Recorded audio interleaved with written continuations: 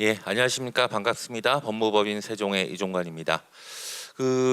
오늘 차세대 미디어 대전의 전문 세션으로서 제가 좀 발표를 하고 지금 이거를 보고 계시는 분들께 말씀드릴 내용이 글로벌 미디어 플랫폼 확장에 대응한 미디어 정책 및 전략입니다.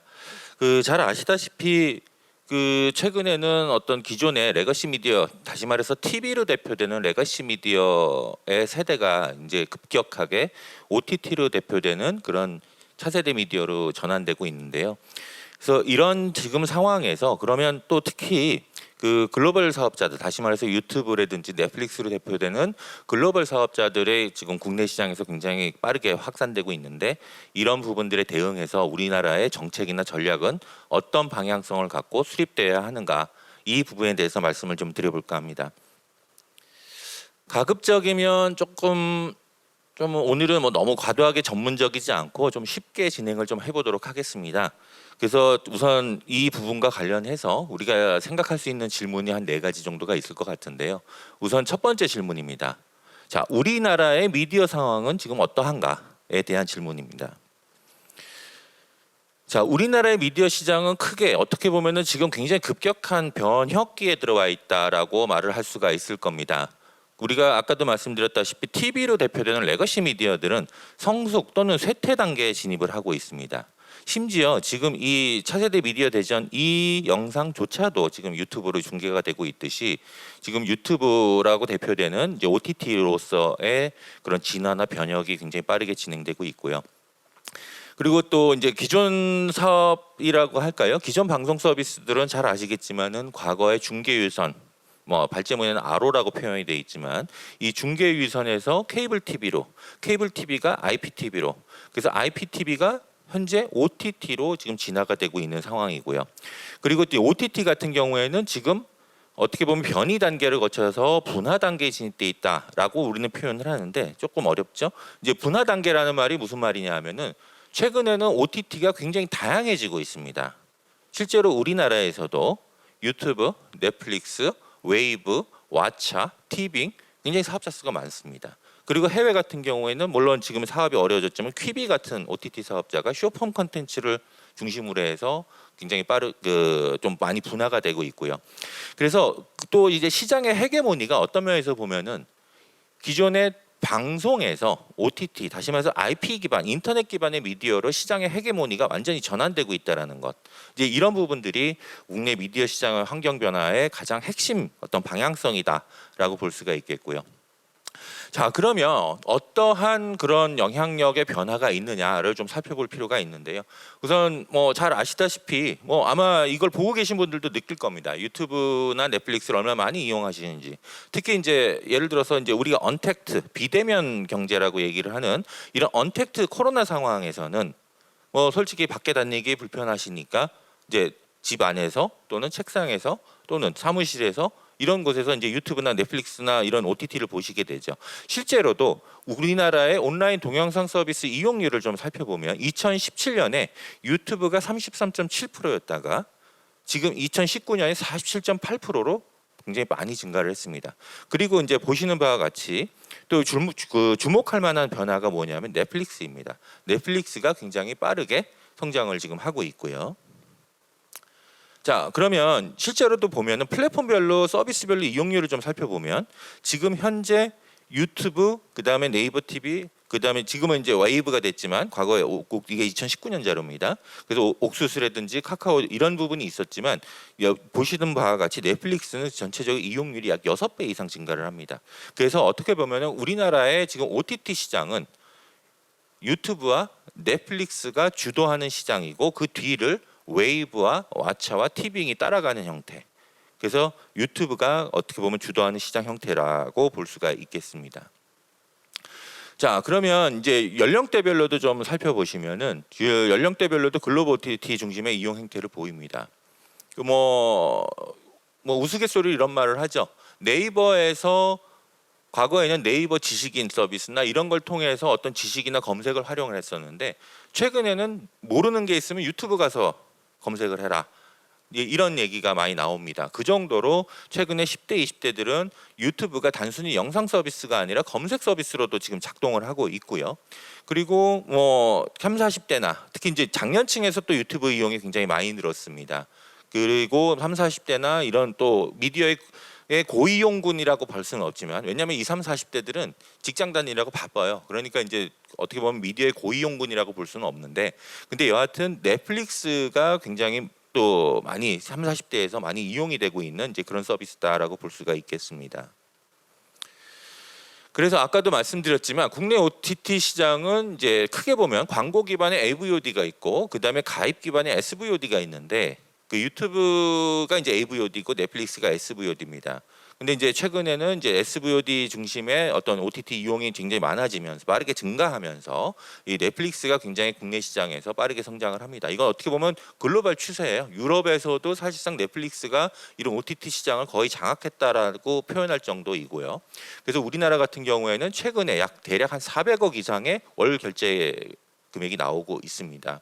그리고 뭐 최근에 300만이 좀 넘죠. 350만 가까이 되는 이 가입자 수를 확보를 했고요. 그러니까 이런 부분들을 우리가 좀 살펴보면, 과거에는 우리가 컨텐츠, 예를 들어서 드라마를 본다라고 했을 때는 TV, 그다음에 본방 또는 IPTV나 디지털 케이블의 VOD 이런 형태로 이용을 했었는데, 최근에는 이제 넷플릭스를 중심으로 해서 뭐 우리나라 컨텐츠도 소비하는 그런 양상을 보이고 있습니다. 자, 지금 간단하게 우리나라의 상황에 대해서 좀 살펴봤고요. 그 상황을 간단히 요약하면 OTT 중심으로 변화하고 있는데, 그 변화의 축이 글로벌 사업자다. 유튜브와 넷플릭스로 대표되는 글로벌 사업자가 우리나라 시장에서 굉장히 큰 영향력을 발휘하고 있다. 이제 이렇게 정리를 할 수가 있을 것 같습니다. 자, 그러면 이런 상황에서 그럼 우리는 무엇을 해야 될까? 라는 부분이죠. 그러면 크게 보면 정책적으로는 어떻게 접근을 해야 되고, 이런 상황에서 사업적으로는 어떻게 접근해야 될까? 이제 여기가 이제 핵심인데, 그러면 정책적인 접근 방식은 어떻게 가는 것이 좋을까를 좀 살펴보겠습니다. 우선 정책적 딜레마가 이제 굉장히 좀 심한 상황입니다. 그 첫 번째 딜레마가, 자, 국내 시장을 보호하는 정책 방향을 갈 것이냐, 또는 글로벌 시장에 진출하는 정책 방향으로 갈 것이냐, 이제 이런 부분이죠. 우리가 뭐 경제학에서도 많이 나오지만 내수산업 활성화, 다시 말해서 국산화 전략의 산업 정책이냐 또는 수출 중심의 산업 정책이냐, 뭐 이런 식의 얘기가 많이 나오죠. 그래서 실제로 뭐 남미 같은 경우에는 국산화 중심이었고 동아시아 같은 경우는 수출 중심이었고, 이렇게 가듯이 항상 어떤 산업에 있어서는 국내 시장을 보호할 것이냐 또는 글로벌로 진출할 것이냐, 이제 이런 부분들이 굉장히 중요한 그 어떤 정책적인 딜레마입니다. 우선 보호 관점에서 보면, 자, 아까도 말씀드렸듯이 OTT가 국내 시장에서 어떤 주류 미디어의 위치를 이제 확보하고 있습니다.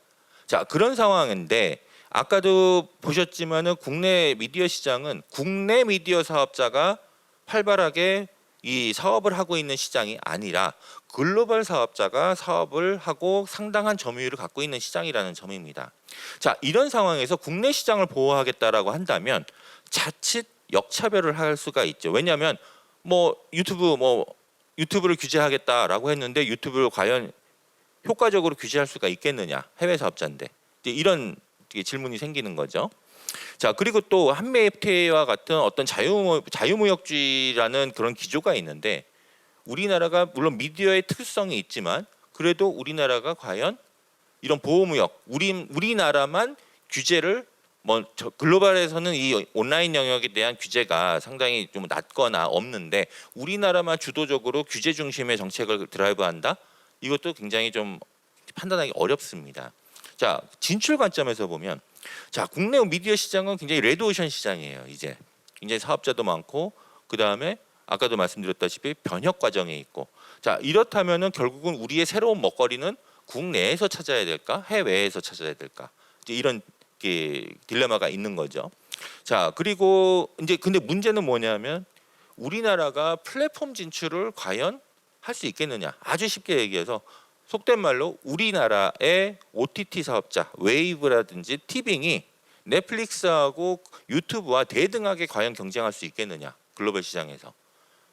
그게 현실적으로 쉽지 않을 겁니다. 자, 그래서 이런 딜레마가 있는 거고요. 자, 그러면 결국은 우리나라 시장을 보호하는 형태로 가게 되면은 자칫하면은 역차별 문제가 생겨서 오히려 우리나라 사업자만 규제할 수가 있는 거고, 글로벌 진출을 하자니 구글하고 또 이렇게 유튜브하고 넷플릭스하고 디즈니 플러스하고 이런 글로벌 미디어 기업들하고 싸워야 되는데 과연 승산이 있겠느냐, 이런 고민들이 이제 첫 번째가 있는 것이죠. 자, 그러면 두 번째 고민 지점입니다. 자, 글로벌 사업자를 활용하는 부분하고 콘텐츠 OEM 국가가 되는 그런 부분에 있어서의 어떤 딜레마적인 상황입니다. 자, 활용이라는 관점에서 보면 실제로도 아마 아시는 분은 아시겠지만 동남아에서 넷플릭스의 상위 인기 탑 10 콘텐츠가 그 중에서 5개에서 6개 정도가 다 한국 콘텐츠입니다. 자, 그 얘기는 뭐냐면은 과거에는 우리나라 콘텐츠를 그냥 직접 수출을 하든지 이런 형태로 해서 대장금이나 별그대나 이런 것들이 있었는데, 최근에는 온라인 넷플릭스를 통해서 직접 유통이 되고 있죠, 글로벌 시장에서. 그러면 우리나라 입장에서는 콘텐츠 제작하는 입장에서는 너무나도 당연하지만 넷플릭스를 활용해서 글로벌 시장에 진출하기가 굉장히 용이해졌다라는 겁니다. 자, 그리고 또 마찬가지로 과거 싸이의 강남스타일 같은 경우가 그랬지만, 싸이의 강남스타일이 만약에 유튜브가 없었다면 과연 글로벌 차원의 그런 흥행을 이끌 수가 있었겠는가? 그건 또 이제 굉장히 의문스러운 점이죠. 자, 그렇게 보다시피 이런 글로벌 미디어 플랫폼을 활용해서 국내 콘텐츠를 확산시키고 한류를 확산시키는데 상당히 도움이 된다라는 주장이 있습니다. 실제로도 관찰이 되고 있고요. 또 한편으로는 어떤 문제가 생기냐면, 아까도 말씀드렸다시피 국내 미디어 시장은 포화 상태입니다. 자, 포화 상태이기 때문에 글로벌에 진출을 해야 되는데, 글로벌 진출을 해야 되는데 넷플릭스나 이런 유튜브에 의존할 수밖에 없죠, 글로벌 시장에서. 자, 그러면 우리나라가 열심히 컨텐츠를 만들지만 그 컨텐츠는 넷플릭스 오리지널 컨텐츠로 나가는 겁니다. 킹덤이 대표적인 케이스죠. 자, 그러면 이제 우리가 1970년대, 80년대 부산에 있는 화성산업이 나이키의 그런 거였잖아요. 그래서 OEM 방식으로 우리나라가 수출을 많이 했습니다. 제작 능력은 있는데 브랜드 파워가 낮으니까 이제 OEM 방식으로 가는 거죠. 그러면 콘텐츠도 OEM 국가가 되는 게 아니냐. 우리나라가 나름 콘텐츠 잘 만들고 있고, 실제로 오늘도 고민점이 이 차세대 미디어 대전의 어떤 큰 목표 중에 하나가 국내 콘텐츠 산업을 발전시키고 경쟁력을 강화하는 방법을 모색해보자, 이제 이런 건데, 우리나라가 굉장히 제작은 잘하는데 유통이나 이런 거에서는 보면은 우리나라 사업자가 돈을 버는 게 아니라 글로벌 플랫폼에 의존하는 형태로 가는 것이 아니냐, 이제 이런 딜레마가 이제 생기게 되는 것이죠. 자, 세 번째 딜레마입니다. 콘텐츠 제작 확대와 그 다음에 제작 의존도입니다. 아마 아시는 분은 아시겠지만, 솔직히 과거에 몇 년 전만 해도 우리나라의 방송 제작 영역, 외주 제작사 또는 독립 제작사라고 하죠. 그런 외주 제작 영역은 어떻게 보면은 정말 열정페이를 요구하는 제작 그런 산업이었습니다. 그 이유가 뭐냐면 우리나라의 제작 시스템이 하청 구조거든요. 그러니까 지상파나 종편이 돈을 한 60-70%만 주고 콘텐츠 만들어, 그다음에 협찬 띄어서 제작비 조달하고, 그다음에 저작권과 일체의 권리를 지상파나 종편에 양도를 하고 이제 하는 방식이에요. 그리고 제작비가 굉장히 제작비가 적습니다. 좋게 표현하면은 굉장히 가성비가 좋은 콘텐츠를 만들어내는 것이고, 나쁘게 표현하면은 정말 쥐어 짜내는 거죠, 어떤 면에서 보면. 특히 이제 인건비 이런 거를 쥐어 짜내는 형태로 만드는 겁니다. 자, 그런데 넷플릭스가 들어왔어요. 예를 들어서 자, 킹덤 시즌당 300억에서 400억이는 이제 제작 투자가 이루어집니다. 그리고 내년도에도 그런 대작 콘텐츠들이 몇 개 나올 거라고 예상을 하고 있습니다. 자, 이런 관점에서 볼 때 이런 새로운 제작과 관련된 투자자들이 증가한 거예요. 그럼 우리나라 제작 시장에서의 제작 투자가 당연히 증가하겠죠. 자, 이런 좋은 측면이 있는 반면에 국내 방송사들은 굉장히 상황이 어려워지고 제작 투자를 하기가 굉장히 힘들어지고, 자, 그런 상황에서 속된 말로 넷플릭스 바라기, 디즈니 바라기만 하는 거죠. 그러면 우리는 아까도 말씀드렸다시피 정책 관점에서는 고민점이 뭐냐 하면은, 자, 유통도 의존하게 되고 제작도 의존하게 되고, 자, 그러면 우리나라 시장은 결국은 이게 약간 나쁘게 표현하면 식민지처럼 되는 건가? 이제 이런 고민들이 굉장히 정책적으로는 깊은 겁니다. 자, 시사점인데 간단히 말씀을 드리면 국내 산업 보호 관점에서의 시사점을 살펴보면 첫 번째 딜레마였죠. 이걸 살펴보면은 자, 우선 첫 번째가 레거시 미디어하고 OTT하고의 우리나라에서는 관계 정립에 대한 부분입니다. 왜냐하면 아직도 우리나라는 방송 콘텐츠 제작이나 서비스 영역은 레거시 미디어들이 주류인 건 맞습니다. 지금 변화하고 있는 것이죠. 그리고 콘텐츠 제작 경쟁력은 어디에서 나오냐면 지상파나 종편이나 CJ ENM으로 대표되는 그런 기존의 방송 콘텐츠 제작업자들 또는 콘텐츠 사업자들, 이런 방송 사업자로부터 나오고 있습니다. 자, 그렇다면 우리나라 정책 관점에서는 글로벌로 진출을 해야 되는데 일단 우리나라의 레가시 사업자들에 대한 혁신을 유도해서 그들이 갖고 있는 고유의 경쟁력을 자연스럽게 OTT 시장으로 전이를 시켜야겠다라는 부분이 필요한 거고요. 자, 두 번째, 글로벌 시장 진출 관점입니다. 글로벌 시장 진출 관련해서 보면은 아까도 말씀드렸지만 우리나라가 글로벌 시장에서 유튜브하고 넷플릭스하고 대등하게 싸울 수 있는 상황은 안 돼요, 솔직히. 자, 그러면 어떻게 나가야 되겠느냐? 적어도 국내 시장에서는 경쟁을 하되 글로벌 시장 영역에서는 같이 조인트 벤처 형식으로 해서 그 좀 플랫폼을 대형화해서 나가는 방식. 그러니까 이런 형태로 나가는 것이 좀 바람직하지 않겠느냐라는 얘기가 많이 나오고 있고요. 그다음 미디어 산업 경쟁력 제고라는 부분인데 우선 이런 정책 관점에서 보면은 아까도 말씀드렸다시피 지상파나 어떤 종편 또는 CJ 이런 쪽이 우리나라 컨텐츠의 주요 공급원입니다. 그러면 이런 주요 공급원들을 어떤 식으로 OTT 사업자하고 협업을 하던가 또는 OTT를 활용을 하는 형태로 진화를 시키느냐라는 부분이에요. 그러니까 다시 말해서 자, 빙하기가 와요. 빙하기가 오면 공룡이 다 죽습니다. 포유류만 살게 되겠죠.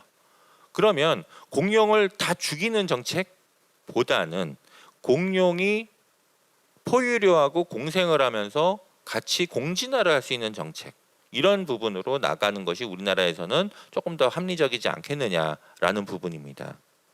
그러니까 다시 말해서 경쟁력 제고에서 굉장히 중요한 부분은 협업과 상생, 이런 부분들이 절실히 요구된다는 것이죠. 자, 세 번째 질문입니다. 전략적 딜레마예요. 사업을 하는 입장입니다. 이번에는 아까는 이제 정책을 고민하는 입장이라고 본다면 사업을 하는 입장인데, 사업을 하는 입장에서는 뭐 아마 이걸 보고 계신 분들도 뭐 비슷하겠지만은 만약에 내가 OTT 사업을 이번에 해보겠다라고 가정을 한다면 광고 모델로 갈 것이냐 가입 모델로 갈 것이냐가 이제 첫 번째 딜레마죠. 자, 그러면 지금 우리나라 같은 경우에는 광고 모델과 그러니까 우리나라 토종 OTT들입니다. 웨이브라든지 뭐 왓챠라든지 뭐 이런 부분인데, 자, 웨이브하고 티빙은 광고 모델하고 좀 섞여 있어요. 왓챠는 넷플릭스하고 상당히 비슷한 가입 모델입니다. SVOD 형태죠. 자, 어떤 식으로 미래의 이런 OTT 전략을 어디에다 비중을 두고, 다시 말해 광고에다 비중을 둘 것인지 또는 가입에다 비중을 둘 것인지, 가입자 확보에 비중을 둘 것인지, 그러니까 이런 부분에서 이제 첫 번째 딜레마입니다. 물론 광고 기반은 초기 진입이 용이해요. 그리고 어떤 서비스가 굉장히 유연하고요. 그런데 이거를 나쁜 점이 뭐냐면은 프리미엄 서비스를 전환시키는 게 굉장히 어렵습니다. 자, 유튜브가 광고 모델이죠. 자, 유튜브 프리미엄이 있어요. 예, 유료 모델입니다. 광고가 빠지고.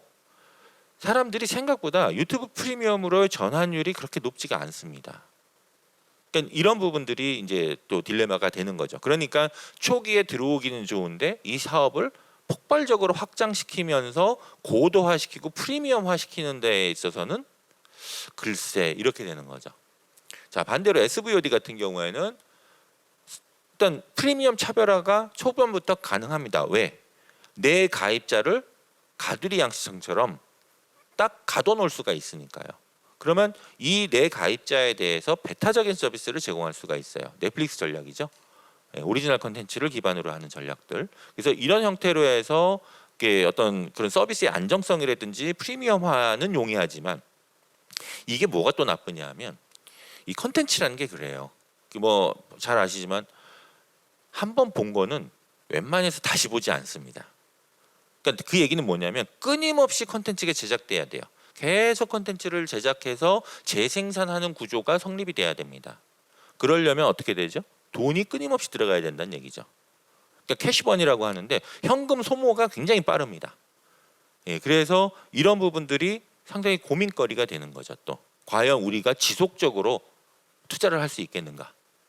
자, 저는 개인적으로 CJ ENM에서 ENM을 예를 들면 굉장히 높게 평가한 이유가 뭐 국내 컨텐츠의 한 축으로서 성장한 부분도 있지만 8년 연속 적자를 보면서도 컨텐츠 사업을 이끌어왔어요. 그러니까 컨텐츠는 이런 형태의 어떤 오리지널 컨텐츠 제작 전략은 이런 부담이 굉장히 큽니다. 그게 바로 여기서 나오는 거죠. 자, 그럼 그게 어떤 딜레마로 연결이 되냐면 고비용 모델로 갈 것이냐 또는 고효율 모델로 갈 것이냐, 이제 이런 부분에서 또 딜레마, 사업적인 관점에서 딜레마가 발생을 해요. 자, 고비용 모델은 프리미엄 컨텐츠를 끊임없이 제작을 해줘야 되고 오리지널 컨텐츠 전략을 써야 됩니다. 자, 밑에 그림에도 나와 있지만 넷플릭스가 이 정도의 돈을 쏟아붓고 있어요, 컨텐츠 제작에. 자, 굉장히 어떻게 보면 부담되는 전략이죠.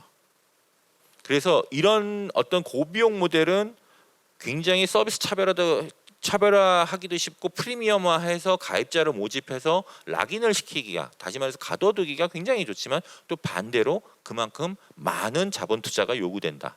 특히 컨텐츠 제작 투자가 요구된다라는 점이고요. 그 고효율 모델은 예를 들어서 틱톡 같은 겁니다. 틱톡이라든지 아프리카 TV 같은 거. 플랫폼 사업자가 돈이 안 들어요. 제작을 안 해도 되니까. 그럼 제작을 누가 하느냐? 1인 BJ라든지 이용자가 스스로 합니다. 그러니까 이 고효율 모델은 상대적으로 저비용, 그러니까 컨텐츠에 들어가는 비용이 상대적으로 적은 거죠. 그러니까는 어떻게 보면 좋게 표현하면 효율성은 높지만 나쁘게 표현하면 조금 중저가 또는 중급 또는 저급 컨텐츠들 중심으로 형성이 돼 있다라는 거예요. 물론 유튜브에도 좋은 컨텐츠 많습니다. 하지만 일반적으로 그렇다는 거고요. 자, 그래서 이런 어떻게 보면 그 오리지널 전략으로 갈 것이냐 또는 이런 효율성을 추구하는 전략으로 갈 것이냐, 이런 부분이 이제 사업적인 관점에서 굉장히 딜레마다라고 볼 수가 있겠죠. 자, 세 번째 딜레마입니다. 배제냐 제휴냐. 자, 배제 전략은 뭐냐면은 내가 오리지널 컨텐츠를 만들어요. 오리지널 컨텐츠를 만들어서 그 컨텐츠를 다른 플랫폼에 공급을 안 하는 겁니다. 그러면 그 컨텐츠를 보고 싶으면 무조건 그 플랫폼으로 와서 가입을 해야죠. 그러니까 킹덤 같은 경우죠. 자, 넷플릭스에 그래서 가입 그 패턴을 보면 새로운 컨텐츠가 런칭이 될 때 가입자가 폭증했다가 그러다가 빠집니다. 예, 그러다가 다시 넷플릭스 들어오고 이제 그렇게 하는데, 근데 여하튼 이런 배제 전략은 아까도 보셨던 고비용 전략하고 그래서 맞닿아 있습니다. 그래서 사업 규모에 따라서 이런 배제 전략이나 이런 부분들이 효과성을 가질 수도 있고 안 가질 수도 있고요. 왜냐하면 컨텐츠 입장에서는 당연히 가입자가 많은 플랫폼에 자기 컨텐츠를 노출시키고 싶어 하잖아요. 자, 그런데 플랫폼의 가입자 수가 작은데 거기에서 배제 전략을 쓴다. 그러면 그것도 좀 이상한 거죠.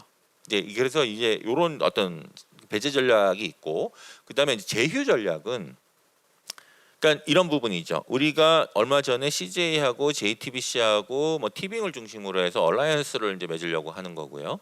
그리고 뭐 KT와 넷플릭스가 또 얼라이언스를 맺는 이제 그런 형태처럼 이런 제휴 전략은 수직적 제휴 또는 수평적 제휴 전략이 있습니다.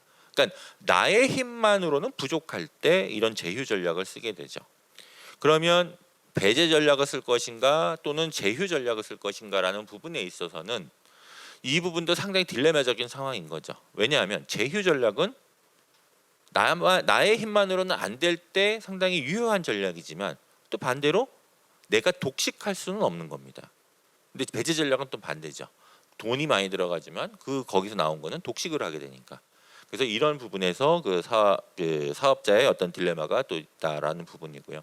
자, 그러면 여기서 또 시사점, 사업 전략 관점에서 시사점을 보면 제가 좀 텍스트가 좀 많은데 그 부분 한번 참고를 하시고요. 간단히 말씀드리면 사업 관점에서 보면 자, 오리지널 컨텐츠 제작 전략이든 아니면은 뭐 효율성 전략이든 간에 우선 첫 번째가 우리나라 입장에서 보면 사업 전략 관점에서 보면 성공 리퍼런스가 있느냐, 그리고 그 리퍼런스를 참고했을 때 그 모델을 따라갈 수 있느냐, 그러니까 이런 거죠. 자, 넷플릭스가 연 30조 정도의 컨텐츠 제작 투자를 합니다.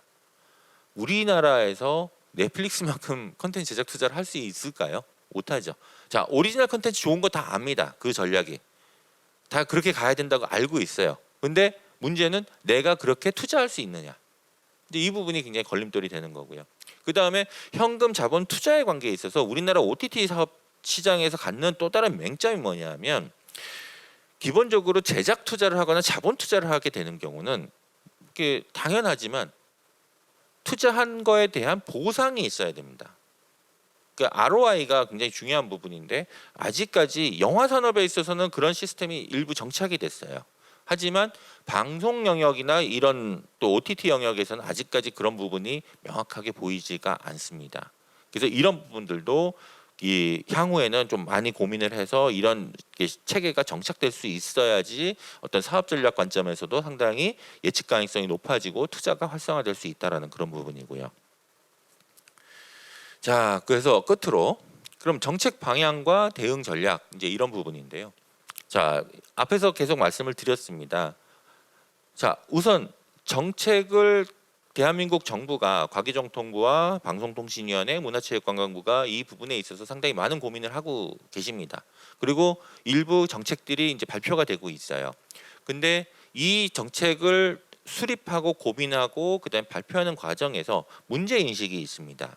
자, 우선 첫 번째, 국내 미디어 산업의 성장 종말점에 도달한 거 아니냐라는 우려가 굉장히 큰 거죠. 실제로 지상파는 굉장히 빠르게 위축되고 있고 유료 방송도 사실상 포화 상태에 이르고 있고요.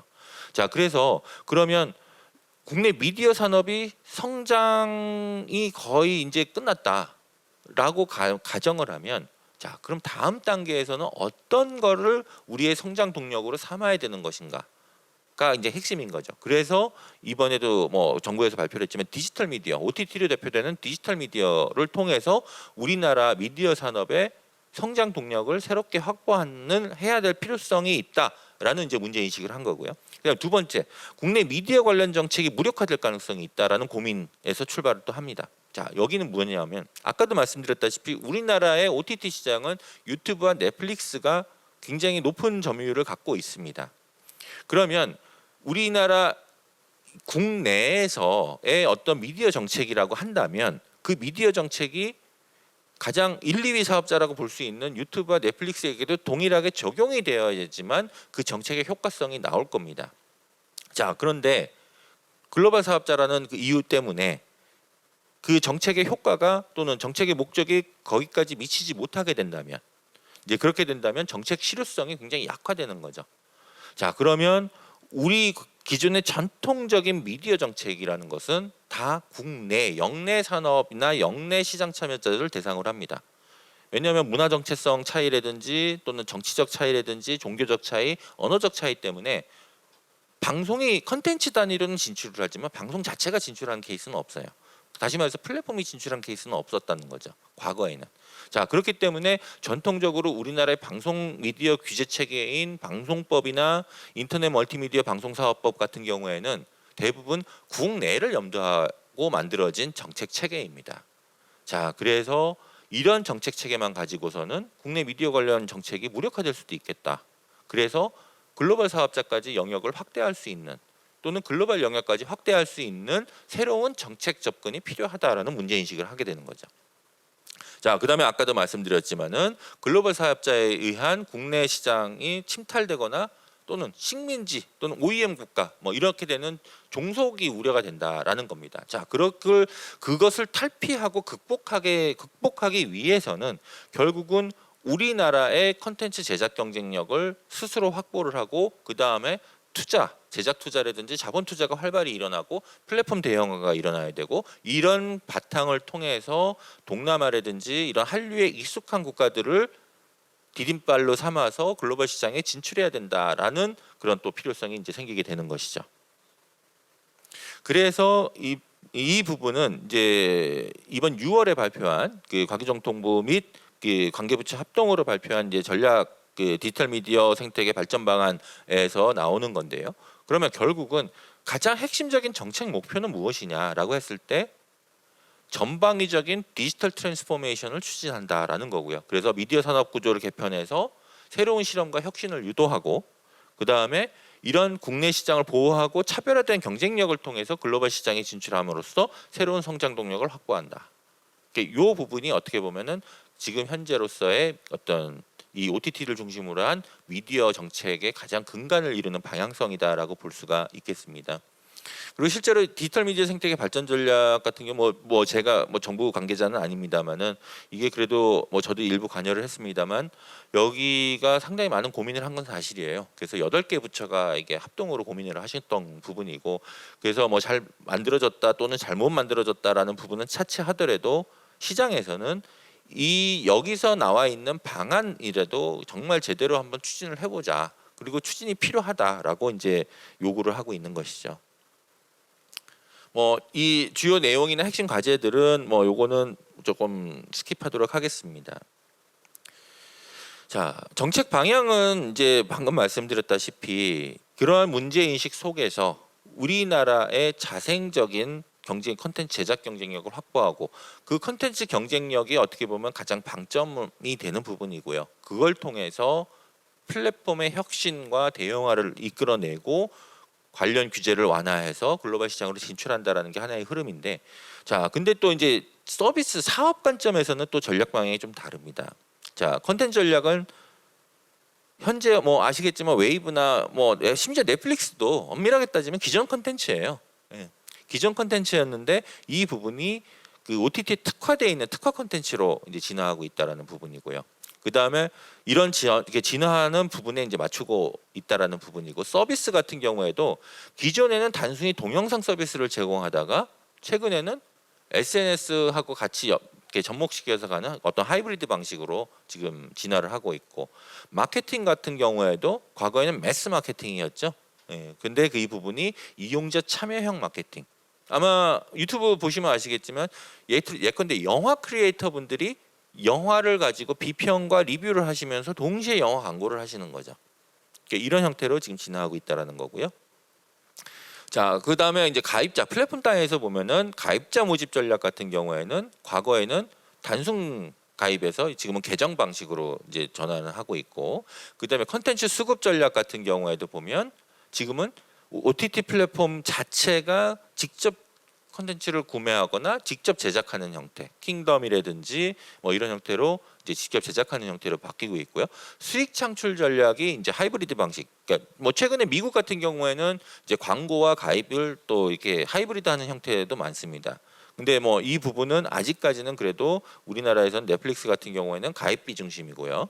그 다음에 일부 유튜브 같은 건 광고 중심이고 이런 형태가 있습니다. 근데 향후에는 아마 커머스 형태로도 많이 진화를 할 것이라고 다들 예상을 하고 있어요. 뭐 최근에 라이브 커머스 얘기도 나오고 있고, 뭐 일부 불미스러운 일도 있었습니다. 뒷광고라고 해서 불미스러운 이슈도 있었습니다만은, 근데 향후에는 이런 컨텐츠 자체로서 수익을 내는 것도 있지만 컨텐츠를 이용해서 커머스 영역까지 확장하는 형태로서 진화를 할 가능성이 매우 높아 보이고 실제로 그런 부분들이 관찰이 되고 있습니다. 자, 제가 말씀드리는 부분은 일단 여기까지고요. 뭐 시간 관계상 제가 좀 빠르게 넘어간 부분도 있는데 아마 정리를 하면 이렇게 말씀드릴 수 있을 것 같아요. 자, 정책 관점에서는 우리나라가 나름 미디어에서는 동아시아에서 한류로 대표된 미디어 강국처럼 이제 인식되어 있는데, 자, 우리나라 플랫폼 영역에서는 좀 OTT가 많이 해외 영향력이 커지고 있다라는 부분이고요. 자, 그럼 이런 상황에서 어떻게 이걸 극복하겠느냐? 일종의 강소국이 되자 또는 미디어에 대한 강소국이 되자라는 어떤 정책 방향이 있고, 그걸 통해서 동남아라든지 이런 한류를 재확산시키자라는 이제 정책 방향성이 있고, 그걸 위해서 디지털 미디어 발전 전략이라는 정책 방안도 얼마 전에 발표가 됐던 거고요. 사업 전략 관점에서는 지금 우리나라가 어떻게 보면은 대형 글로벌 사업자고 대등한 경쟁을 할 수가 없으니 이런 컨텐츠 제작 차별화를 통해서 또 제휴를 통해서 협업을 통해서 이런 부분들을 좀 우리가 차별적인 어떤 경쟁력을 갖고 이 OTT 시대에 대응을 하자. 이제 이렇게 아마 간단하게 요약을 할 수 있을 것 같습니다. 예, 그 장시간은 아니지만 그래도 제 부족한 강연을 청취해 주시고 시청해 주셔서 감사드립니다. 마치겠습니다. 네, 감사합니다. 글로벌 미디어 플랫폼 확장에 대응한 미디어 정책과 대응 방안에 대한 강연 함께 만나보셨습니다. 네, 강연 중 몇 가지 질문이 나와서 먼저 질문을 드리겠습니다. 네, 국내 OTT에 대한 규제와 시장 활성화 어떤 게 좀 우선시돼야 될까요? 라는 이런 질문이 올라왔거든요. 네. 네. 그 굉장히 좀 어떻게 보면 본질적 질문이라고 할 수 있을 것 같습니다. 근데 어떤 면에서 보면 규제라는 부분은 어떤 시장에서 나타나고 있는 부작용, 그러니까 시장 실패라고 하죠. 그것을 이제 막기 위한 장치고, 활성화는 이제 산업을 어떻게 보면 키우고 좀 더 경쟁력을 갖고 소위 말하는 파이를 키우는 그런 정책이라고 할 수 있는데, 아까도 말씀드렸지만 OTT는 지금 시작 단계거든요. 그러니까 이게 어떤 면에서 보면 지금 변혁기에 있는데, 아까 뭐 빙하기를 제가 예를 들었습니다만 공룡에서 포유류로 넘어가는 과정에 있다는 거죠. 자, 그러면 새롭게 어떻게 성장을 해서 시장의 한 축을, 좀 건강한 생태계 한 축을 이루어줘야 되는데, 이제 그걸 위해서라고 한다면 아무래도 뭐 규제보다는 일단은 선 경쟁력 강화, 그다음에 후 어떤 시장에서의 공정한 질서라든지 그 사이드 이펙트를 제한하는 이제 그런 접근이 좋을 것 같습니다. 네, 시장 활성화가 훨씬 더 좀 그래도 우선시 돼야 된다라는 말씀이신데요. 네, 두 번째 질문입니다. 미디어 산업 위기를 극복하기 위해서 콘텐츠 플랫폼 상생을 위한 방안이 어떤 게 있을까요? 그게 이거는 굉장히 오래된 이슈죠. 아마 이거를 해결하는 사람은 노벨상을 받을 수도 있을 겁니다. 굉장히 어려운 이슈인데, 근데 일단은 플랫폼과 컨텐츠가 간의 상생이라 해서 가장 핵심적인 부분은 뭐냐면은 결국은 수익 배분일 겁니다. 자, 수익 배분이 뭐 예를 들어서 뭐 돈을 배분한다라는 건 우리도 개인도 마찬가지지만 우선 첫 번째 투명해야 된다라는 거고요. 얼마를 벌었는지, 내가 어떻게 기여를 했는지 이 부분이 투명해야 된다. 그다음 두 번째, 그것이 공정한 룰에 의해서 이루어져야 된다.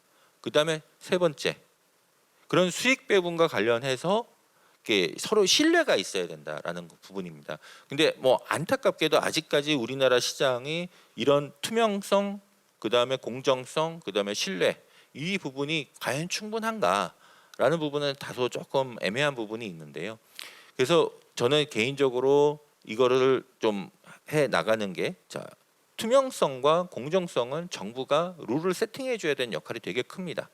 그다음에 신뢰라는 부분은 플랫폼과 컨텐츠가 다양한 형태로 협업을 해 나가면서 신뢰를 서로 쌓아가는 게 일단은 중요하지 않을까라는 생각이고요. 그래서 이런 부분은 제도적으로 접근해야 될 부분, 그다음 시장 자체적으로 접근해야 될 부분이 있는데, 제도적으로 관점에서는 그 투명성, 예컨대 자료 공개라든지 이런 부분 정부가 심판자가 일단 대주거나 또는 정부가 중재자가 대주는 역할이 굉장히 중요하고요.